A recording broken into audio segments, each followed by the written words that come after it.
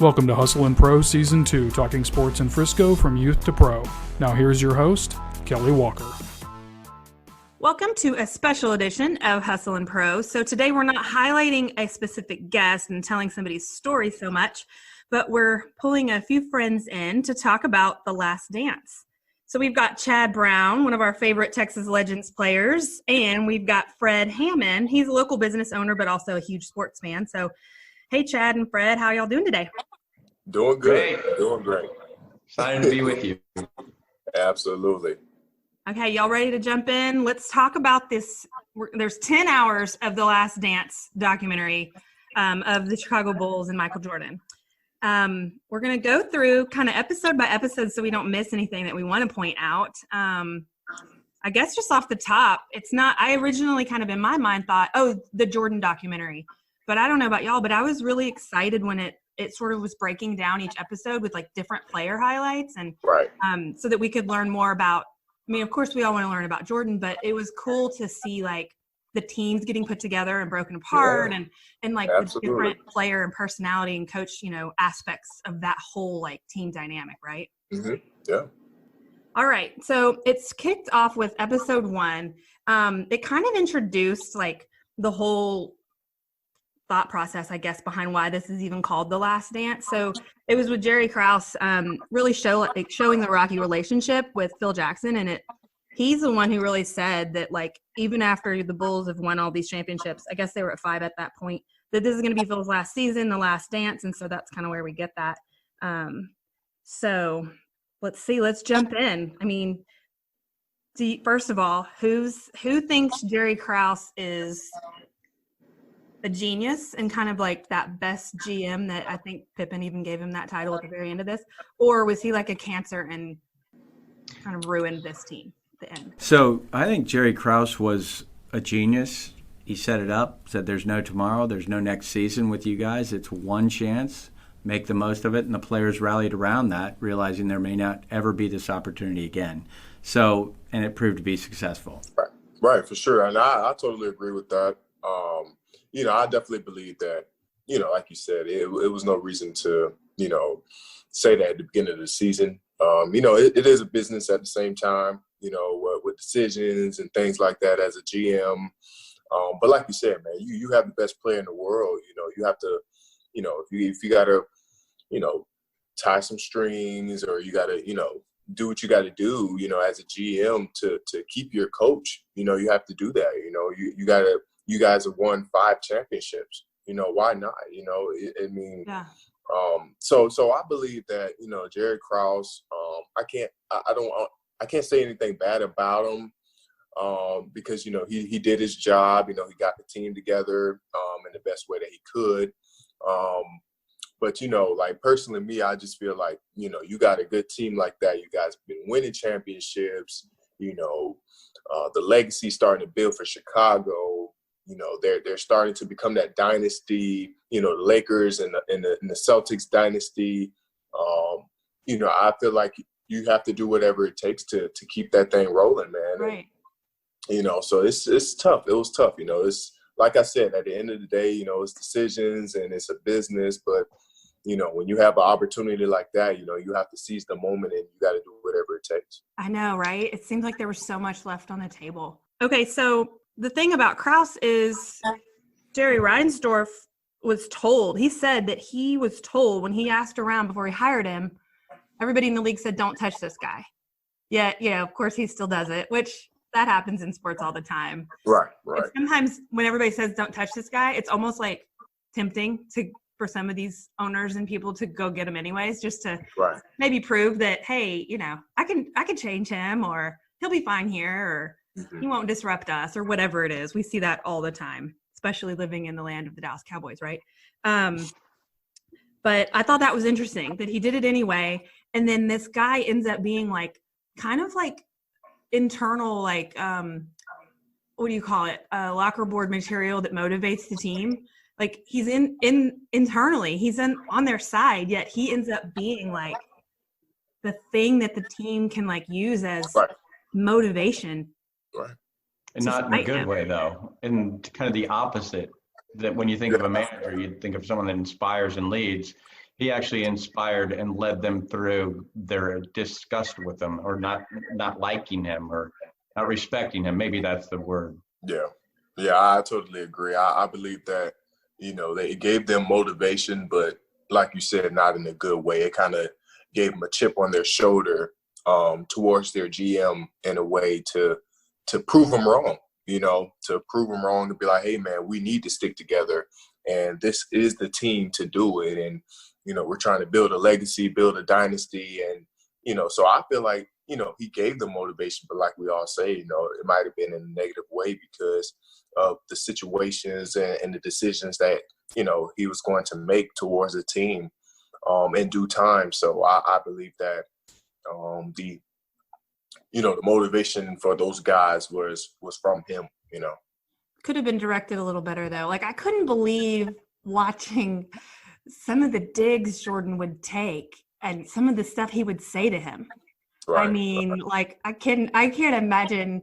I'm guessing, Chad, because you got Donnie Nelson, right? And you got people like that around you. Like, can you imagine making fun of him in such like a derogatory way and like thinking you can say whatever you want to him? That's crazy to me. No, didn't he say something like the diet pills and you're fat and short in one of the episodes? I mean, I'm amazed an athlete can say that and not be held accountable for it. It was right. Just, I mean, I want to say that hold on, let me think. I want to say that one of the jokes that Jordan was saying was he asked Krause if he wanted to practice with him, and he was like, "Oh, well, we might have to lower the rim or something for you because you probably can't even shoot the ball into the 10-foot hoop or something like that." Yeah. It was just, and it's just. Like you said, it's crazy how, a player can talk to their GM like that and things like that. Like me personally, I can never see myself talking to, Donnie Nelson like that or, anybody like that because, those guys, man, they make decisions and, they put everything together, but you could just tell that, the relationship that they had wasn't as tight, because, I in a way they didn't agree with him. They didn't agree with the things that he was saying. So, it's hard. It's challenging, when you have a GM and you have a person that owns everything and that makes the decisions and you don't agree with them, it's tough. And, you lose the respect a little bit for them, For sure. That's the thing. Those digs he was taking, it wasn't in good fun. It wasn't like they were close and it was, making fun of your brother or something. Like he didn't like him. Right. So they also talk in this episode about like young Jordan days. Like, I think his mom talked about a letter he wrote home from North Carolina saying like he was out of money. He was down to the last $20 or something and needed some money or something. And right. I remember that. Which is crazy to think. about the cell phone bill.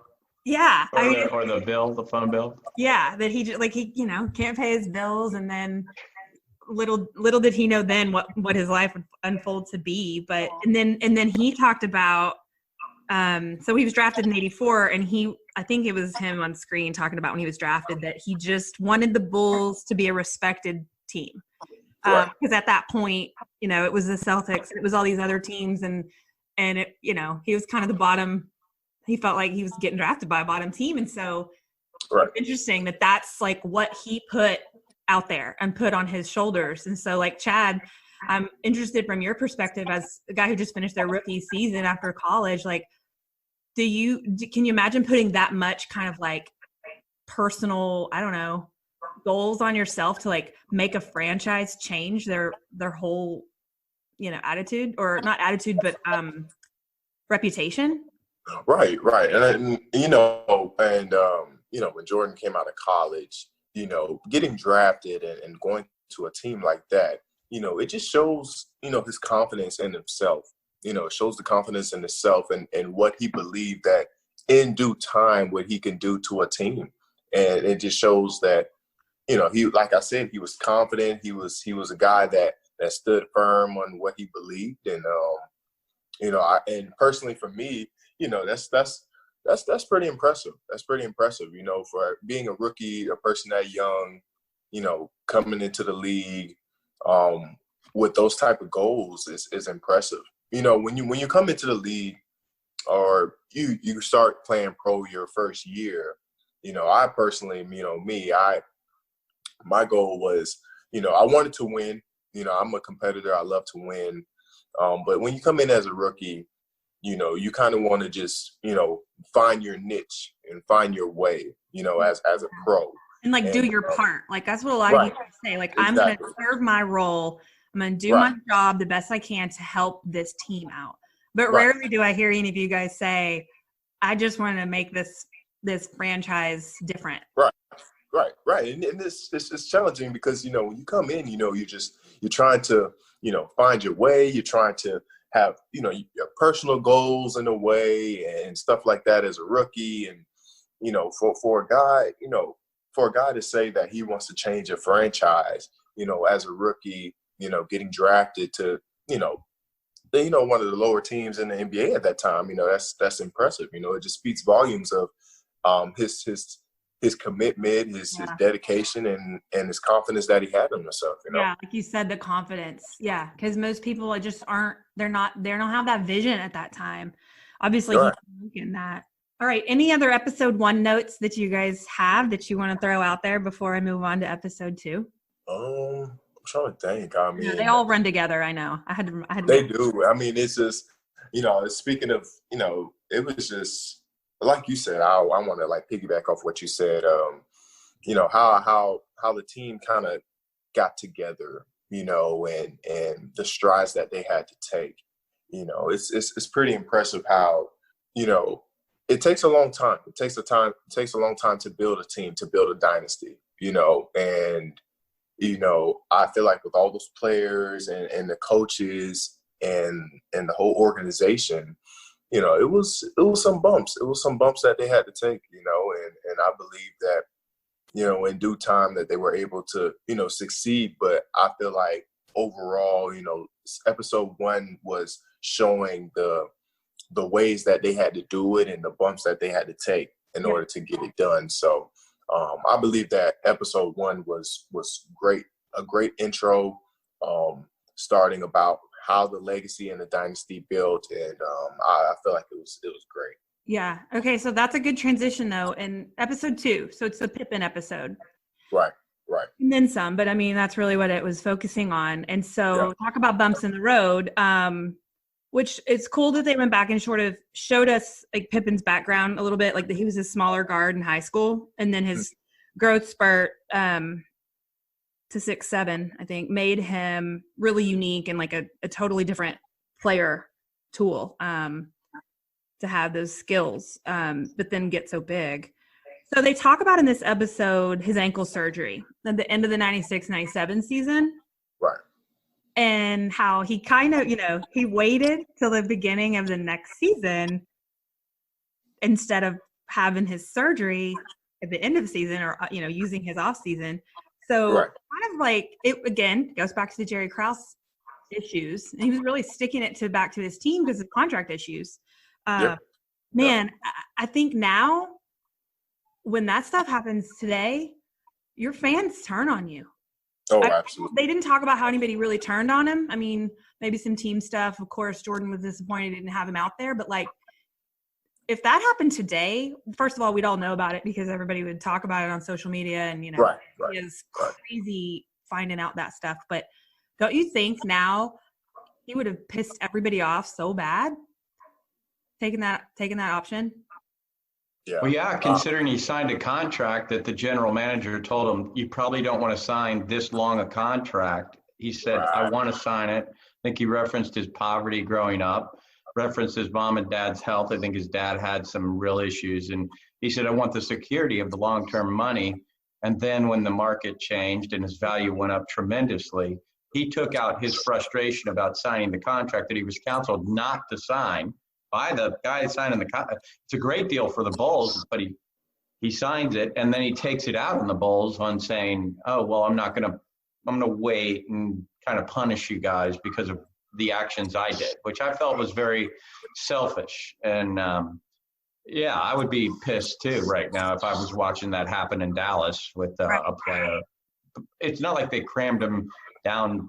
They franchised him and he he got cornered into a deal that he could have gotten $40 million and he only got 20. I mean, that's not the situation. He chose that contract and had to live with the repercussions of it. Right. No, I totally agree. I felt like, Pippen, I feel like he felt a little bit of disrespect in that time. Because, Jordan was getting all of the attention, all of the spotlight. And, Pippen was a good player. Pippen was, he was, right behind Jordan. Jordan was number one. He was number two, and then, it's tough that, he felt disrespected. And I felt like you said, Fred, I felt like it was definitely a bad move for him. Just for his name. He was always known as a winner, competitor, which he still is, but just doing that, I felt like it was definitely selfish of him to do that for the team, for the organization. Because, man, no matter what, you got to play through adversity. No matter, a person might say this, saying that you're the second best player and this and that. It doesn't matter, man. As long as it's about winning, it's about building a legacy, it's about building a franchise for the organization. And no matter what people say or anything like that, you have to put that aside, because at the end of the day, you have to do your job, and it's all about winning. So I agree with you. I feel like it was a selfish move, but. Everybody has that, it's human nature. It's human nature to, feel a certain way, when a guy's getting an attention and you feel good and you're a competitor as well. So, it's human nature at the same time. So, I definitely agree. I didn't think it was a good look when he said he wanted to enjoy his off season. He didn't want to mess up his off season being rehabbing. So he, delayed it. I thought I definitely thought it was selfish, but he redeemed himself, right? We see in episode 10 when he is fighting through. He could have easily bailed with injury, his back hurting. He could have easily said, "I'm out. It hurts too bad, this and that," because he had that out. He was off the court. He could have stayed off the court. So I mean, even though we saw this whole ankle thing happen early, he gets plenty of bonus points later on, I guess. Yeah, he gets redemption. He definitely gets the redemption. Yeah. So. The guy Scotty was counseled not to sign the contract or that length of contract because of exactly what happened. The market changed.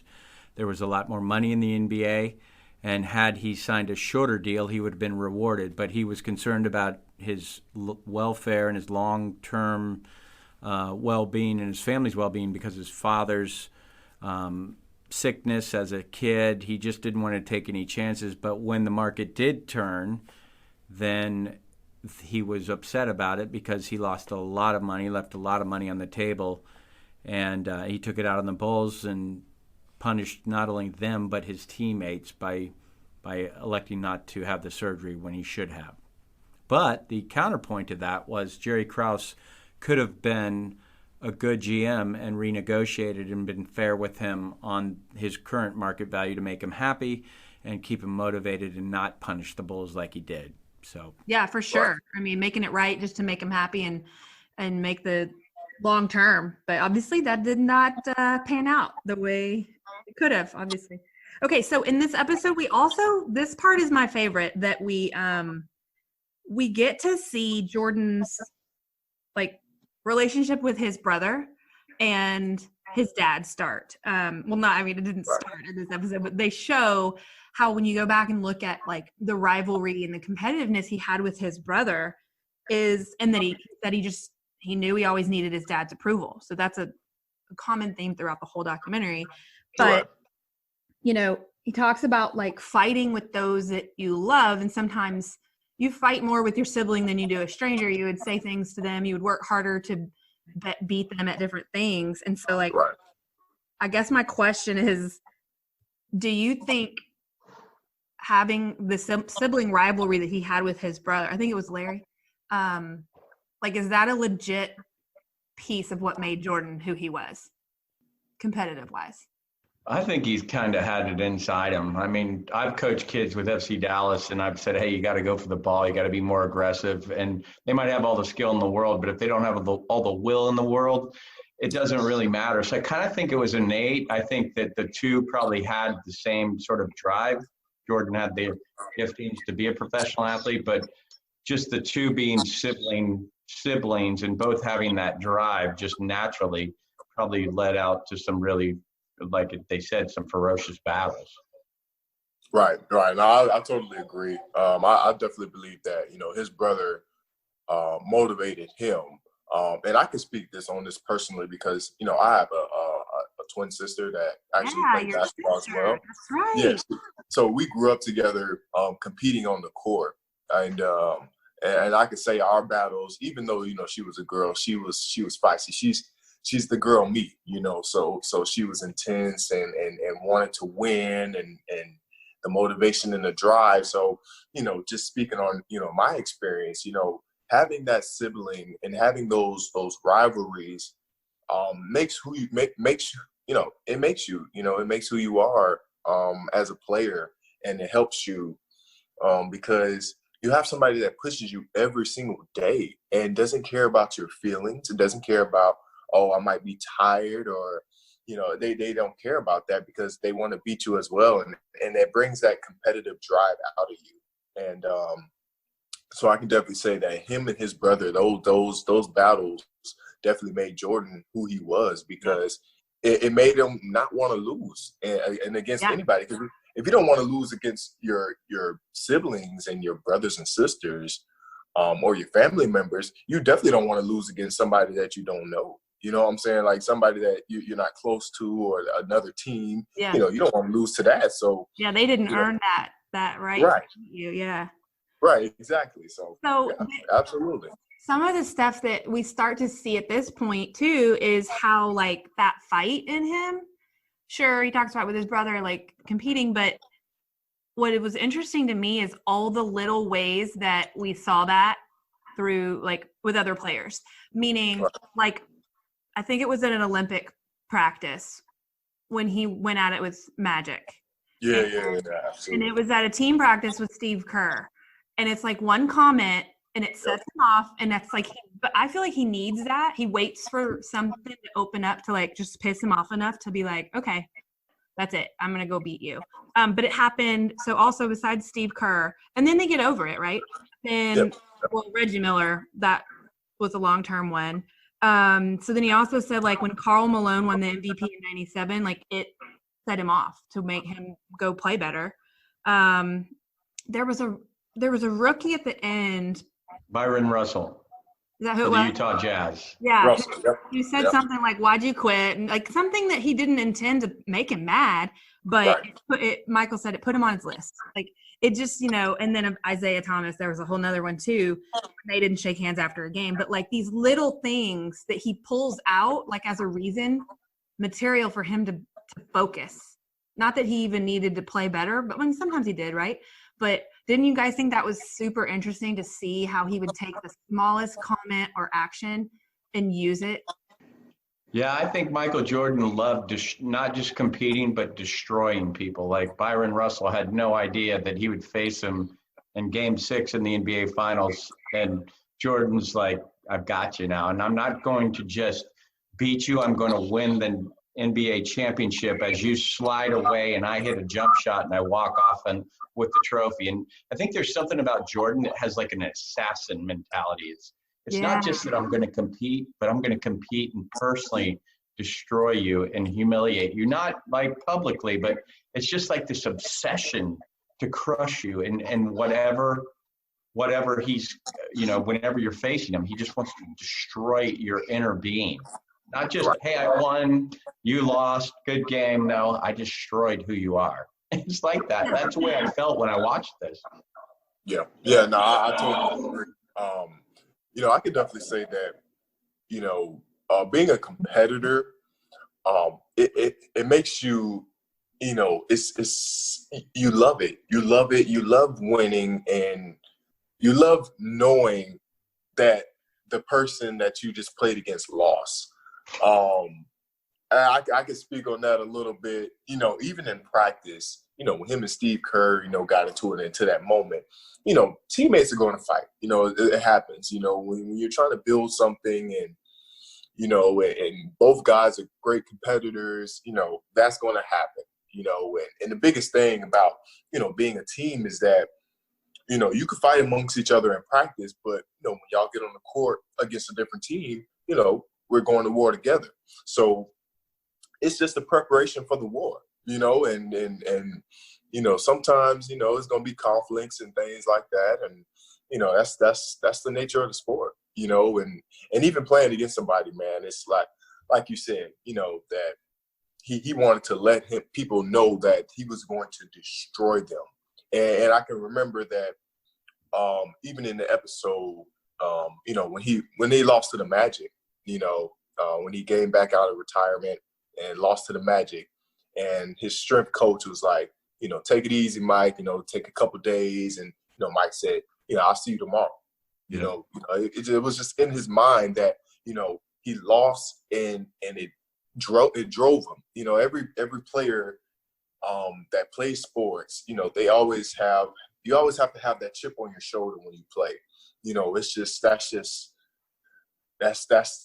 That's what athletes, that's what we have to do. And you have to have something that drives you, whether it be a comment, whether it be something that a player did. I can't recall what the player name was, but I remember one of the guys said, Jordan even made it up. He said, good game, Mike. Made it up, and that drove him. That drove Jordan. And, even when BJ Armstrong, hit that shot and was letting him know, and all of it in his face and stuff like that, against Charlotte, and, just all those moments, man. Players have something that's going to drive them. And Jordan found anything. To just get him going, Yeah, he didn't need much. Amazing. He didn't need much. I forgot about all that good BJ Armstrong footage and stuff. That was good. Another thing, we don't have much time left on here. We didn't hardly get into all these episodes yet. But another thing I wanted to mention and get y'all's take on is, how big of a player cigars were in this whole thing, right? Oh, absolutely. He was smoking cigars, in the locker room, all kinds of footage, even in the present day interviews, which I don't know when the actual current interviews took place. Who knows what year that might have been, a year or two ago. I don't know. But he was always smoking a cigar. I don't know what time that stopped when cigar. I don't think you can do anything like that in a locker room for quite a while, right? No, I don't know when all that stopped. Maybe whenever you stopped smoking on airplanes. But I just thought that was really interesting to see how much of a factor cigars were in his life. Yeah. No, it was crazy. I was it's funny. It's man. In the locker room footage, I thought it was really interesting that he would separate himself so much in the locker room. Yeah. I don't know if that was later on in his career when he needed the extra security, or if that was just his nature to just separate himself. But I don't know. Didn't you guys think that was interesting that he seemed like he would be doing his thing, lounging somewhere separate than the bulk of his team? It's like he needed to decompress and kind of just come off this high intensity of war and just kind of calm down, get his thoughts together, regroup, and then become a normal human again, as opposed to Superman or Black Jesus or whatever he called himself. It's like this altered personality had to leave and he had to become human again, I guess. Right. No, I totally agree. I believe that, with all the, everybody's always in his face, the media and the fans and players, coaches asking them, things, the organization. And, I just felt like, that was his time to get away. And like you said, to kind of kick back a little bit, kind of get his thoughts together and like you said, become a human being, just being a regular person. Yeah, get back to normal for a minute. Yeah. Yeah, absolutely.